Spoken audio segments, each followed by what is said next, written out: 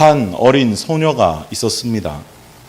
그 소녀의 삶은 녹록지 않았습니다. 근원적 결핍이 그녀의 삶을 둘러 덮었습니다. 이 소녀가 자라면서 결핍은 더욱 커져갔습니다. 소녀는 결혼을 하게 되면 이 갈증이 해결될까 싶어서 결혼을 했지만 채워지지 않는 갈증이 있었습니다. 그녀는 결혼이 자신의 삶을 온전하게 만들어 줄 줄 알았지만 착각이었습니다. 첫 번째 결혼 실패를 경험 삼아서 이제 더 좋은 사람으로 못 모르고 하는 결혼이 아니라 자신이 고르고 고른 그 사람으로 결혼을 한 번 더 했습니다. 그러나 그 결혼도 온전하지 못했습니다. 자신이 내린 최선의 선택이 실패로 다가오자 그녀는 될 대로 되라는 식의 결혼 생활을 이어갔습니다. 이 남자와도 결혼하고 저 남자와도 결혼하고 그녀는 이 결혼의 실패를 메꾸기 위해서 어느덧 5번째 남편까지 갈아치웠습니다. 그녀는 늘 목마른 사람이 되었습니다. 무엇을 가져도 행복하지 않았고 누구를 만나도 만족할 수 없는 사람이 되었습니다.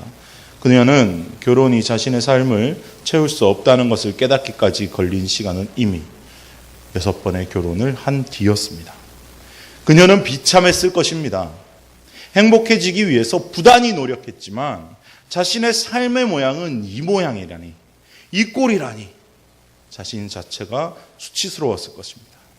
자기가 지나가면 왠지 사람들이 수근수근 되는 것만 같고 더 이상 사람들이 있는 시간엔 밖에 나가는 것이 가능하지 않은 상황까지 이르렀습니다. 예배도 드려봤습니다. 사마리아 사람들이 드리는 산에 올라 예배를 드려봤지만 공허함은 가시지 않았습니다. 그날도 마찬가지였습니다. 사람이 없는 햇볕이 따가운 정오에 물을 기르러 가면서 마음 한구석에는 내가 왜 이렇게 살아야 하나? 나는 도대체 무엇가 잘못되었나? 내 삶의 해답은 정녕 없는 것인가? 나는 왜 살아야 하나? 라는 질문들이 머릿속을 떠나지 않았습니다. 결핍이 공허로 가득 차올라 더 이상 삶을 지탱하기 힘든 그 순간에 기적이 일어났습니다. 어떤 기적입니까? 바로 살아계신 하나님, 우리 주 예수 그리스도를 만나는 기적이었습니다. 그녀에게 진정 필요한 것은 거대한, 막대한 돈도 아니고 멋있는 남자도 아니고 오직 하나님. 그녀를 창조하시고 구원의 길로 인도하시는 하나님을 만나는 것이었습니다. 예수 그리스도를 만난 그녀는 본능적으로 알아차렸을 것입니다. 예수님에게서 흘러나오는 이 따뜻한 기름 부으심이 자신의 삶의 근원, 타는 영적 목마름을 해결할 수 있다는 사실을 말입니다. 오늘 우리는 이 사마리아 여인의 삶을 해결해 줄 수 있는 방법이 참된 예배에 있다는 것을 성경을 통해서 우리는 이미 알고 있습니다. 예수님과의 대화 후 사람들의 시선을 아랑곳하지 않고 마을로 들어가서 큰 소리로 예수님이 메시아인 것을 전했습니다. 삶이 말 그대로 바뀌어버렸습니다. 기적이 일어났습니다. 예배에는 이런 놀라운 기적이 따른다는 것을 믿으십니까? 그렇다면 오늘 이 수가성 여인과 예수님의 짤막한 대화, 예수님께서 예배에 대해서 말씀하신 것을 가지고 우리가 회복해야 할 예배에 대해서 한번 살펴보도록 하겠습니다. 우리가 회복해야 할 첫 번째 예배는 영으로 드리는 예배입니다. 여기 하나님의 말씀이 있습니다. 아버지께 참되게 예배하는 자들은 영과 진리로 예배할 때가 오나니 곧 이때라. 아버지께서는 자기에게 이렇게 예배하는 자들을 찾으시느니라. 오늘 본문을 보게 되면 예배를 참되게 드리는 자들에 대해서 이야기합니다. 그렇다면 예배를 참되게 드리지 않는 자들도 있다는 이야기가 됩니다.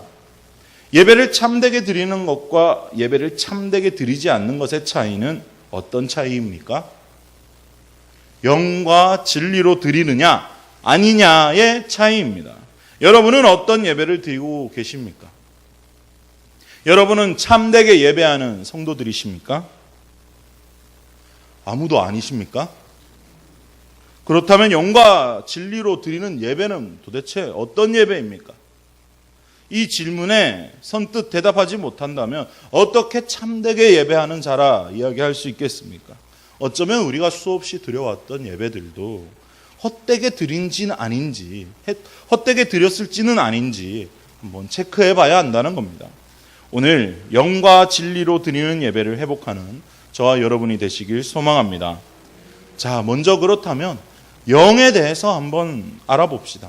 오늘 본문에 나오는 영과 진리로 할 때 영이라고 기록된 단어, 헬라어 원어에는 푸뉴마라고 기록되어 있습니다. 푸뉴마. 한 번쯤 들어보셨을 단어라고 생각합니다. 이 푸뉴마라는 단어는 단순히 영이라고 해석되기에는 조금 부족한 면이 있습니다. 그 푸뉴마라는 단어의 어원은 공기의 흐름이라는 뜻입니다. 공기의 흐름. 공기의 흐름 하니까 혹시 생각나는 장면이 계십니까? 하나님의 말씀 요한복음 20장 22절은 이렇게 말씀하고 있습니다. 이 말씀을 하시고 그들을 향하사 숨을 내쉬며 이르시되 성령을 받으라. 숨을 내쉬며 이르시되 무엇을 받으라 라고 말씀하셨습니까? 성령을 받으라 라고 되어 있습니다. 예수님께서 숨을 내쉴 때 성령이 임하는 것을 성경은 증언하고 있습니다. 숨을 내쉴 때 공기의 흐름이 바뀝니다. 공기의 흐름이 생깁니다. 실제로 성령님이 임하실 때 우리가 공기의 흐름이 바뀌는 것을 느낄 수 있습니다. 그래서 성령을 받으라 할 때 이 성령이라고 기록된 단어가 헬라어 원어로 푸뉴마입니다. 그래서 요한복음 4장 23절에 나오는 영은 사실 성령으로 번역하는 것이 더 자연스러운 번역이 됩니다. 실제로 과거에 개역 개정으로 성경이 번역되기 전 개역 한글 버전에서 어떻게 되어 있었습니까? 신령과 진정으로 라고 번역되어 있었죠. 신령한 영, 즉 성령님을 이야기하는 것입니다. 그럼 성령으로 예배하는 것은 어떻게 하는 것이 성령으로 예배하는 것이겠습니까? 성령으로 예배를 드리려면 먼저 성령님의 임재가 있어야 합니다. 성령님의 임재는 무엇입니까? 하나님께서 우리에게 오시는 것입니다. 그럼 어떻게 해야 이 성령님의 임재가 있겠습니까? 첫 번째 조건입니다. 바로 내 마음 모든 영역을 성령 하나님께서 다스리시도록 내어드리는 상태가 되어야 합니다. 다시 말씀드리겠습니다. 내 마음의 모든 영역을 성령 하나님께서 다스리시도록 내어드리는 상태가 선행되어야 한다는 겁니다. 많은 사람들이 예배하러 오면서 마음의 모든 영역을 성령 하나님께 드리지 않아요. 성령님께서 자리하셔야 하는 마음의 방에 근심과 걱정을 쌓아두고 있습니다. 불평과 불만을 계속 담아두고 있습니다. 음란과 탐욕을 쟁여두고 있습니다. 죄의 찌꺼기들을 이렇게 쌓아두고 있는데 어떻게 성령 하나님께서 임재하실 수 있겠습니까? 우리는 하나님께서 원하시는 심령의 상태로 예배 가운데 나와야 할 것입니다. 하나님께서 원하시는 심령의 상태는 어떤 상태인데요? 하나님의 말씀 시편 51편 17절 말씀은 이렇게 말씀하십니다. 하나님께서 구하시는 제사는 상한 심령이라 하나님이여 상하고 통회하는 마음을 주께서 멸시하지 아니하시리이다. 그렇습니다. 상하고 깨진 마음으로 주님께 그대로 들고 오는 것이 내 마음 모든 영역을 성령 하나님께서 다스리기 합당한 모습으로 나오는 것이라는 겁니다. 둘째로 모든 삶의 순간순간마다 성령 하나님의 인도하심에 순종하는 마음으로 나와야 합니다. 그래서 성령 하나님께서 내 삶을 인도하시는 대로 온전히 맡겨드려야 한다는 겁니다. 성령 하나님의 임재에 민감해지다 보면요, 시시때때로 성령 하나님의 음성을 들을 수가 있습니다. 그러나 하나님의 음성에 귀 기울이지 않고 또는 성령 하나님께서 주시는 마음을 애써 무시하는 그런 경우가 있다는 거죠. 예를 들면 이런 것입니다. 지하철을 타고 가는데 갑자기 옆에 있는 사람에게 복음을 전하라 라는 마음을 주실 때가 있습니다. 경험해 보신 분 계십니까? 해석하게도 저만 경험해 본 것 같습니다. 준비된 영혼임에도 불구하고 민망하고 뭔가 부끄럽기 때문에 순종하지 못하는 경우도 종종 발생합니다. 에이 뭐 다음에 하지 뭐 라고 생각하고 대수롭지 않게 넘어갔다면 어떻게 생각하시겠습니까? 실제로 제가 겪었습니다. 뭐 다음에 또 하면 되지 뭐. 그러나 주님께서 그냥 넘어가지 않으셨습니다. 마음에 어떤 마음을 주셨냐면 그 영혼이 그날 밤에 내가 부른다면 너 어떻게 할래? 그날 그 시간이 그 사람에게 마지막 기회였다면 너 뭐라 대답할래? 저는 99%의 순종도 1%의 불순종 때문에 순종이 되지 못한다는 사실을 알게 되었습니다. 순종은 취사 선택, 내 입맛에 맞는 것만 하는 것이 아니랍니다. 순종은 하나님의 말씀에 즉시로, 즉각, 100% 하는 것이 순종입니다. 순종할 때에 성령 하나님의 임재가 임하시는 것을 믿으시기 바랍니다. 왜 그렇습니까? 하나님께서는 순종의 제사를 기뻐하시기 때문입니다. 순종 없이 예배드릴 때 임재가 없습니다. 여기 하나님의 말씀이 있습니다. 사무엘상 15장 22절입니다.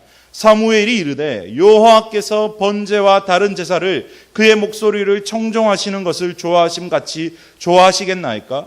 순종이 제사보다 낫고 듣는 것이 순양의 기름보다 나으니. 이 본문은 어떤 상황입니까? 사울이 전쟁을 해야 되는데 사무엘이 오지 않자 자기가 먼저 예배를 드리고 하나님께 예배 드리면 승리하니까 예배 드리고 자기 마음대로 승리하겠다고 월권행위하는 겁니다. 순종하지 않고 기다리라는 음성에 순종하지 않고 자기 마음대로 나가는 겁니다. 그러나 사무엘은 하나님께서 순종 없는 제사, 즉 순종 없는 예배는 받지 않으심을 설명합니다. 우리의 삶을 온전히 순종의 삶으로 이끄시는 성령 하나님을 받아들이시며 순종하는 저와 여러분이 되기를 소망합니다. 셋째로 우리의 마음과 영적 주파수를 하나님께 맞춰야 합니다. 이게 무슨 말입니까? 아침에 자다가 눈을 떴을 때 눈을 딱 뜨자마자 아유 잘 잤다, 아니면 눈을 뜨자마자 아유 피곤하다가 아니라 성령 하나님 어디 계십니까? 가 나와야 된다는 겁니다. 훈련입니다. 그냥 되지 않습니다. 끊임없이 해야 됩니다. 새벽 예배 나올 때만 하는 것이 아니라, 수요 예배, 금요 철야 예배 나올 때만 하는 것이 아니라, 주일에만 하는 것이 아니라 시시때때로 생각날 때마다 매일매일 1분 1초마다 생각해야 합니다. 예배 자리에 나와서도 내 마음을, 내 환경을, 내 감정을 집중하는 것이 아니라 하나님의 마음을, 하나님의 임재하심을 찾으며 성령 하나님께서 내 마음에 임재하시도록 간구하는 것입니다.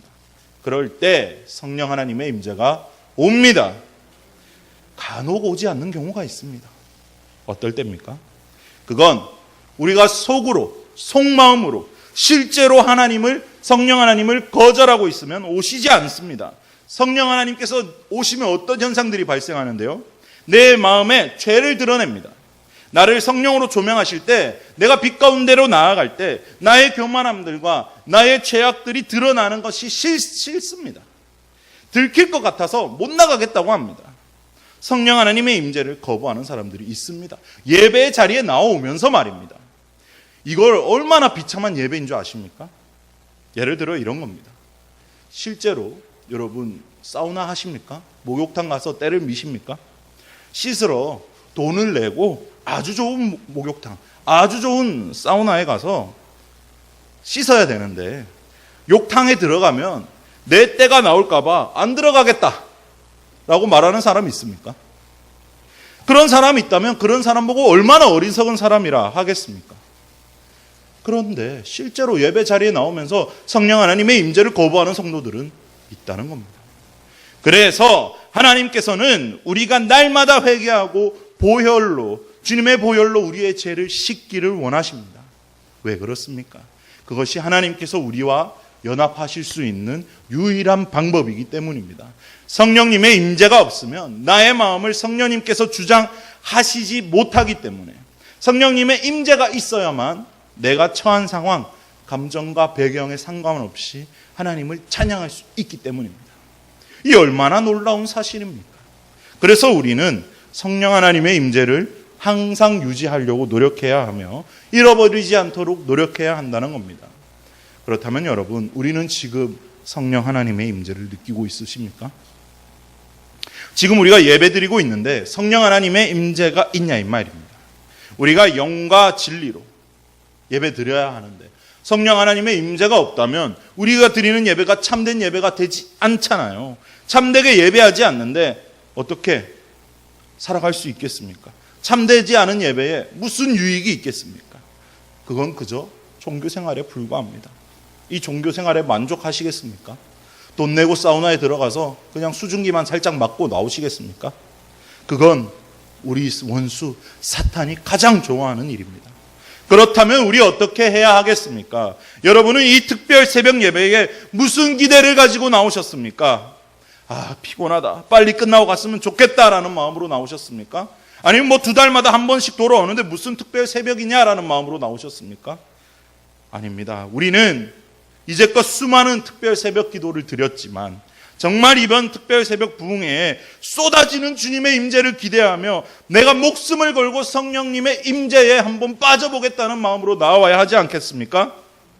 마음가짐이 변하지 않는다면 하나님의 임재는 찾아볼 수가 없습니다. 하나님을 원하지 않는데 하나님께서 왜 여기 오셔야 합니까? 하나님을 찾는 사람이 없는데 왜 하나님이 이곳에 오시겠냐 이 말입니다. 예배에 나오는 자세, 태도 회개하며 다시 결단합시다. 오직 성령 하나님의 임재, 오직 예수 그리스도의 은혜, 오직 하나님의 사랑으로 우리의 삶을 채우며 참된 예배를 드리는 저와 여러분이 되시길 소망합니다. 두 번째로 우리가 회복해야 할 예배는 진리로 드리는 예배입니다. 진리는 무엇입니까? 하나님의 말씀 요한복음 1장 17절은 이렇게 말씀하고 있습니다. 율법은 모세로 말미암아 주어진 것이요 은혜와 진리는 예수 그리스도로 말미암아 온 것이라.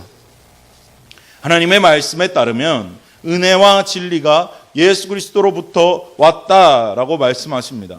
예수 그리스도께서 우리에게 하신 말씀과 행동이 다 진리라고 이야기합니다. 그중 가장 큰 진리는 무엇입니까? 예수님께서 우리를 대신하여 죄를 짊어지시고 십자가에 달려 돌아가셨고 부활하셨다. 그것을 우리가 믿을 때 구원받는다라는 것입니다. 이것을 성경이 말하는 진리입니다. 이 진리는 어떤 효과가 있습니까? 우리를 죄에서 자유케 합니다. 여기 하나님의 말씀이 있습니다. 요한복음 8장 32절입니다. 진리를 알지니 진리가 너희를 자유롭게 하리라. 이 진리 덕분에 성도는 거짓말에 속지 않아도 됩니다. 아니, 속지 말아야 합니다. 원수는 자꾸 우리의 마음에 속삭입니다. 죄를 제시하고 너는 이번에도 그랬고 너는 전에도 그랬고 이번에도 앞으로도 계속 이 죄를 선택할 수밖에 없다라고 거짓말합니다. 그러나 성경은 그렇게 말하고 있지 않습니다.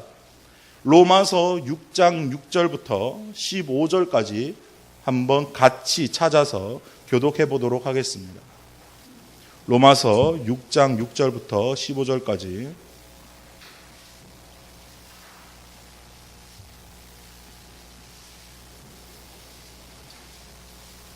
로마서 6장 6절부터 15절까지 제가 한 절, 여러분 한 절 교독하도록 하겠습니다. 우리가 알거니와 우리의 옛사람이 예수와 함께 십자가에 못 박힌 것은 죄의 몸이 죽어 다시는 우리가 죄에게 종노릇 하지 아니하려 함이니 만일 우리가 그리스도와 함께 죽었으면 또한 그와 함께 살 줄을 믿노니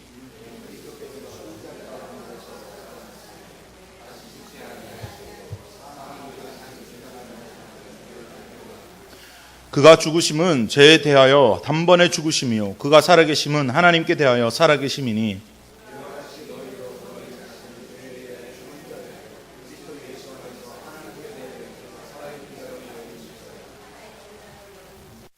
그러므로 너희는 죄가 너희 죽을 몸을 지배하지 못하게 하여 몸의 사욕에 순종하지 말고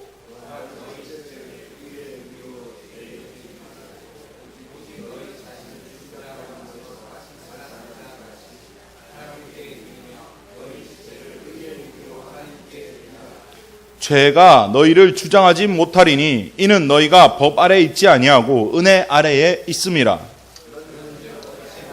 우리가 법 아래에 있지 아니하고 은혜 아래에 있으니 죄를 지으리요 그럴 수 없느니라. 아멘. 이 진리를 붙들 때 우리는 자유케 됩니다. 무엇으로부터 자유케 됩니까? 세상으로부터 자유할 수 있습니다. 죄로부터 자유할 수 있습니다. 그 무엇도 우리를 옥죄어 올 수 없습니다. 믿으십니까? 아멘입니다. 왜 그렇습니까? 우리의 환경이 변하는 것입니까? 아닙니다. 우리의 마음가짐이 변하는 것입니다. 세상은, 우리의 삶은 날마다 암담하고 되는 것 하나 없어도 우리 주 예수 그리스도 이름으로 인해서 기뻐하는 것입니다. 죄의 유혹은 항상 있습니다. 그것은 그러나 우리 주 예수 그리스도 안에서 생명의 성령의 법이 우리를 지배하기 때문에 죄를 이길 수 있다는 겁니다. 이것이 진리로 드리는 예배입니다. 그럼 말씀을 적용해 보도록 합시다. 저와 여러분은 모든 걱정과 올감에는 죄의 목록과 암담한 현실로부터 자유하고 있으십니까? 아멘입니다. 여전히 거기에 머물러 있으면 안 됩니다. 여전히 죄를 짓는 자신을 바라보며 나는 구제불능이고 할 수 없다고 어쩔 수 없다고 합리화하십니까? 그럼 예수 그리스도의 십자가가 필요 없는 사람입니다. 더 이상 사탄의 거짓말에 속지 마시기 바랍니다. 진리가 저와 여러분을 자유케 했습니다. 믿으십니까? 이 놀라운 신비가 여러분에게 임하기를 소망합니다. 이 진리를 붙잡고 살아있는 예배, 성령의 감동이 넘치는 예배, 하나님께서 기뻐하시는 참된 예배를 드리는 저와 여러분이 되시길 소망합니다. 셋째로 우리가 회복해야 할 예배는 삶의 예배입니다. 여기 하나님의 말씀이 있습니다. 로마서 12장 1절을 읽어드리겠습니다. 그러므로 형제들아 내가 하나님의 모든 자비하심으로 너희를 권하노니 너희의 몸을 하나님이 기뻐하시는 거룩한 산제물로 드리라. 이는 너희가 드릴 영적 예배니라. 하나님께서 기뻐하시는 거룩한 산제물로 드려지는 저와 여러분이 되시길 소망합니다. 하나님께서 기뻐하시는 거룩한 산제물이란 무엇입니까? 오늘 본문이 참 미묘한 진리를 담고 있습니다. 거룩한, 산, 제물, 이 세 가지 단어가 예배의 본질을 설명하고 있기 때문입니다. 거룩한 게 무엇입니까? 세상과 구별되어 하나님 앞에서 정한 것을 거룩이라고 이야기합니다. 즉 우리가 세상에서 살아가지만 세상 사람들과 살아가는 방식과는 다른, 세상 사람들이 생각하는 가치관과는 다른 하나님께서 원하시는 삶의 방식과 가치관을 가지고 살아가는 것을 거룩이라고 이야기합니다. 산, 무엇입니까? living thing입니다. 살아있는 무엇입니다. 무엇이 살아야 하겠습니까? 하나님의 말씀 갈라디아서 2장 20절은 이렇게 말씀하십니다. 내가 그리스도와 함께 십자가에 못 박혔나니 그런즉 이제 내가 사는 것이 아니요 오직 내 안에 그리스도께서 사시는 것이라. 이제 육체 가운데 사는 것은 나를 사랑하사 나를 위하여 자신을 버리신 하나님의 아들을 믿는 믿음 안에서 사는 것이라. 아멘. 예수 그리스도께서 사시는 것입니다. 그럼 나는 어떻게 되어야 합니까? 네, 재물입니다. 재물. 죽은 것입니다. 죽은 것. 나는 죽었습니다. 많은 사람들이 착각합니다. 나는 죽었다. 과거형으로 말하지 않고 나는 죽어야 한다 라고 미래형으로 이야기합니다. 여러분, 나를 죽일 수 있습니까? 나를 죽이는 방법에 대해서 알고 계시는 분 계십니까? 어떻게 해야 죽습니까? 대답할 수 없습니다. 왜요? 내가 죽이는 것이 아니기 때문입니다. 나는 이미 죽었다는 겁니다. 관점을 바꿔야 합니다. 나는 이미 죽었다는 것을 인정하는 것으로부터 출발합니다. 시작점이 다릅니다. 나를 죽이려고 하는 사람은 결국 종교적 열심, 율법주의에 빠지게 됩니다. 그러나 내가 이미 십자가에서 예수 그리스도와 함께 죽었다라는 사실을 깨닫는 사람은 진리 안에서 자유합니다. 이것이 우리가 드려야 할 삶의 예배입니다.